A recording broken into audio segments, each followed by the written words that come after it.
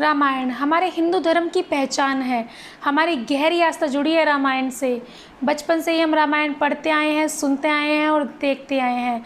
लेकिन चंद लोग ऐसे हैं जो रामायण के होने पे सवाल उठाते हैं, उसे काल्पनिक बताते हैं और कहते हैं कि रामायण जैसा कुछ है ही नहीं। तो ये वीडियो उन चंद लोगों के लिए मुंह तोड़ जवाब है। इस वीडियो में 11 ऐसे प्रूफ हैं जो रामायण के होने को सिद्ध करते हैं।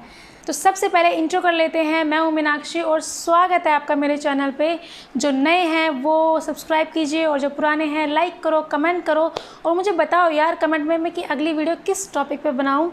और मुझे इंस्टाग्राम पे फॉलो करना, मेरा इंस्टाग्राम हैंडल है द मिनीविंग्स। तो चलते हैं वीडियो की तरफ guys, let's go to the video.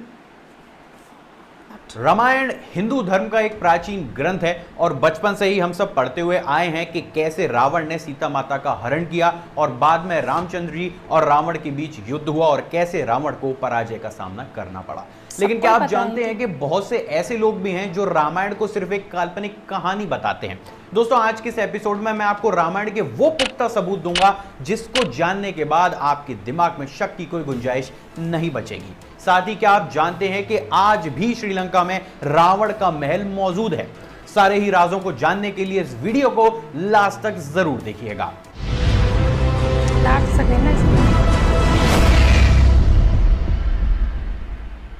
Fact number 11, Ramayan के अनुसार रावण ने माता सीता को अशोक वाटिका में रखा था क्योंकि सीता माता ने रावण के महल में रहने से इनकार कर दिया था। लेकिन क्या आपको पता है कि वो अशोक वाटिका आज भी मौजूद है? इस अशोक वाटिका को आज श्रीलंका में हकगला बॉटनिकल गार्डन के नाम से जाना जाता है और इस गार्डन में वो पर्टिकुलर जगह जहां माता सीता को रखा गया था उसको सीता एल्ले के नाम से जाना जाता है। लेकिन एक और खास बात जो सारे ही लोगों को हैरान करती है वो है यहाँ के वृक्ष यानी कि पेड़। रामायण में यह बताया गया था कि अशोक वाटिका का नाम इसलिए अशोक वाटिका रखा गया था क्योंकि उस वाटिका में अशोक के वृक्ष बहुत आयत में थे। अजीब बात यह है कि जैसा रामायण में अशोक वाटिका का वर्णन किया गया था, यह हकगला बॉटनिकल गार्डन सेम वैसे का वैसा ही है ना ये रामायण का एक पुख्ता सबूत। फैक्ट नंबर 10, रामायण में बताया जाता है कि जब रावण माता सीता का हरण करके हवाई मार्ग से उनको लंका ले जा रहा था तो उसको रोकने के लिए जटायु नामक गिद्ध ने रावण का सामना किया।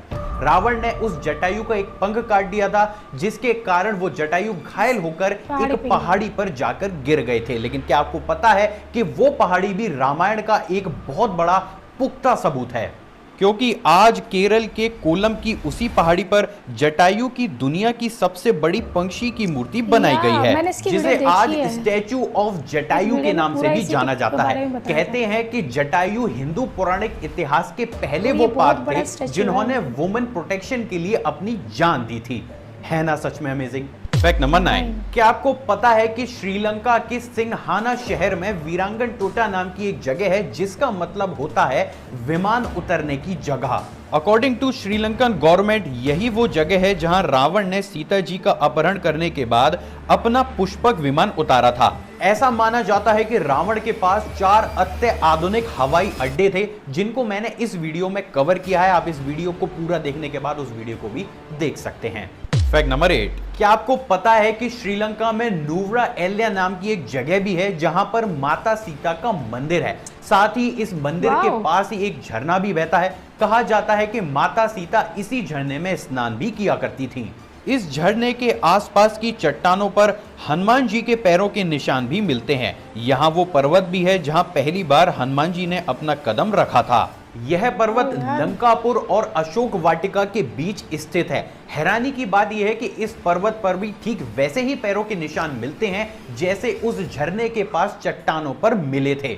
है ना अमेजिंग। फैक्ट नंबर 7, अब बात कर लेते हैं उस सबूत की जिसने ना सिर्फ इंडिया और श्रीलंका के लोगों को ही चौंकाया बल्कि अमेरिका के साइंटिस्ट तक को हैरान करके रख दिया। जी हाँ दोस्तों, हम बात कर रहे हैं राम सेतु की जिसको इंग्लिश में एडम्स ब्रिज के नाम से भी जाना जाता है। रामायण में यह बताया जाता है कि प्रभु श्री राम इंडिया से लंका एक पुल के माध्यम से गए थे जिसे हम राम सेतु के नाम से भी जानते हैं। लेकिन क्या आपको पता है कि राम सेतु आज भी मौजूद है? पुरातत्व विभाग के प्रमाणों से यह पता चलता है कि भारत के तमिलनाडु के दक्षिणी पूर्वी तट के किनारे रामेश्वरम द्वीप तथा श्रीलंका के उत्तरी पश्चिमी तट पर मन्नार वाओ। द्वीप के मध्य पानी के नीचे आज भी एक 30 किलोमीटर लंबा पुल मौजूद है, जिसे 15वीं शताब्दी तक पैदल चल के पार करने योग्य माना जाता था, लेकिन एक चक्रवात के कारण यह राम सेतु जगह जगह से खंडित हो चुका है। हैरानी की बात यह थी कि जब नासा की एक सैटेलाइट ने इस क्षेत्र की फोटोग्राफ खींची तो राम सेतु उस सैटेलाइट की इमेज में भी देखने को मिला। शायद आप ये नहीं जानते कि नासा भी ये स्वीकार कर चुका है कि इस क्षेत्र में वास्तव में एक सेतु था जो इस दुनिया का सबसे पहला पुल हो सकता है। अब इतने सारे कोइंसिडेंट्स होना थोड़ा तो मुश्किल लगता है, फिर भी राम सेतु के बारे में आपकी क्या राय है, आप कमेंट सेक्शन में कमेंट करके जरूर बताइएगा।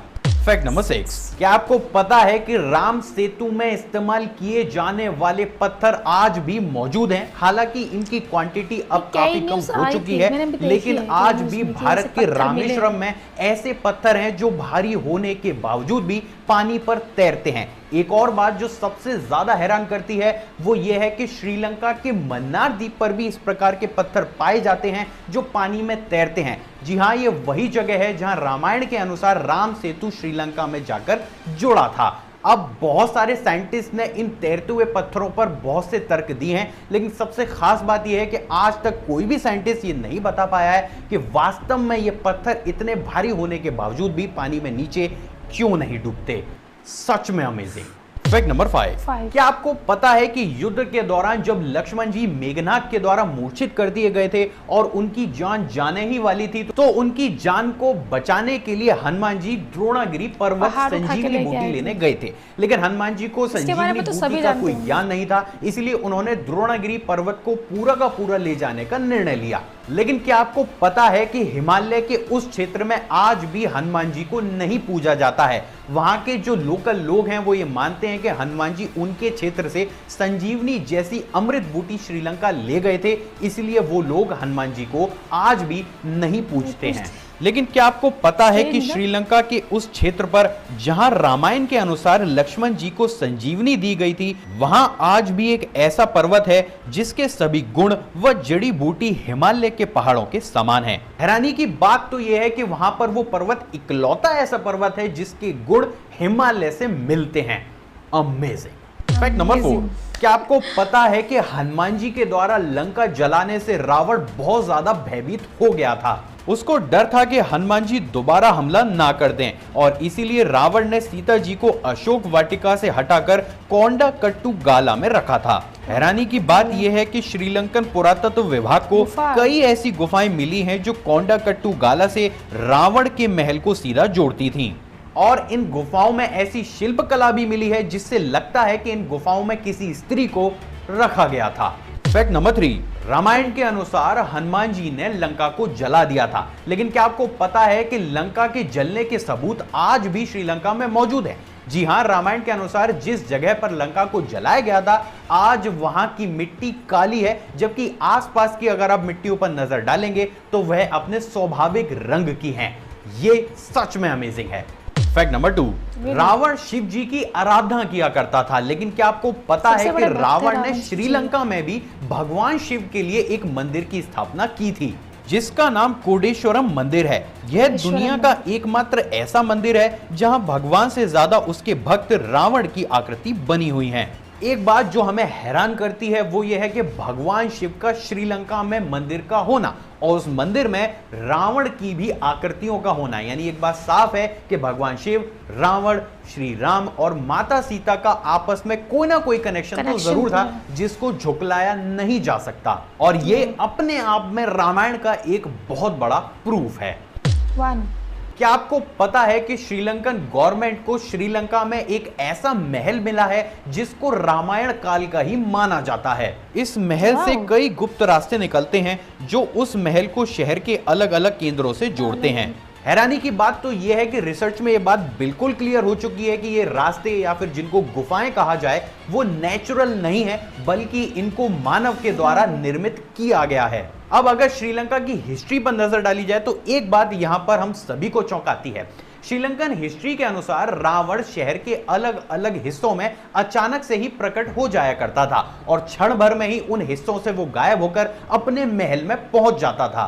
श्रीलंकन गवर्नमेंट ये मानती है कि रावण इन्हीं गुप्त रास्तों का इस्तेमाल उस समय किया करता था। श्रीलंकन गवर्नमेंट तो ये भी मानती है कि इनमें से काफी गुफाएं तो साउथ अफ्रीका तक भी जाती हैं। तो दोस्तों ये थे रामायण के वो पुख्ता सबूत जिनको जानने के बाद ही सिद्ध होता है कि रामायण कोई काल्पनिक कथा तक भी जाती नहीं है। लेकिन क्या आप जानते हैं कि श्रीलंका में आज भी रावण का शरीर एक गुफा में मम्मी बनाकर रखा गया है। अगर आप चाहते हैं कि उस वीडियो को भी कवर किया जाए तो जरूर कमेंट कीजिएगा। अगर आपको ये वीडियो पसंद आई तो इस वीडियो को ज्यादा से ज्यादा लाइक कीजिएगा दोस्तों, सभी अपने दोस्तों के साथ शेयर कीजिएगा। साथ ही आपकी रामायण को लेकर क्या राय है उसको भी आप कमेंट कर सकते हैं। अगले एक और फ्रेश कमाल वीडियो में आप सभी से दोबारा मुलाकात होगी दोस्तों।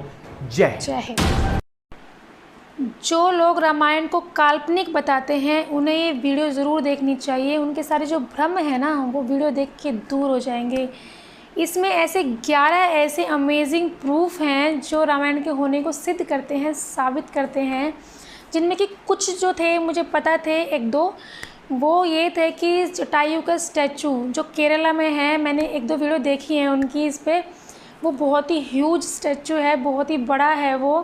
अगर मुझे मौका मिले तो मैं वहाँ ज़रूर जाना चाहती हूँ। और दूसरा संजीवनी बूटी जो हनुमान जी लेके आए थे लक्ष्मण जी के लिए, वो पता था, लेकिन ये नहीं पता था कि वहाँ के लोग हनुमान जी को पूजते नहीं हैं, क्योंकि वो संजीवनी बूटी लेके आ गए थे वहाँ से, इसलिए वो पूजते नहीं हैं। तीसरी बात जो मुझे पता थी इस वीडियो के बारे में वो थी राम सेतु, जिस पे राम जी चल के श्रीलंका गए थे, लेकिन उसके बारे में ये नहीं पता था कि वो पुल आज भी मौजूद है ना। Amazing guys.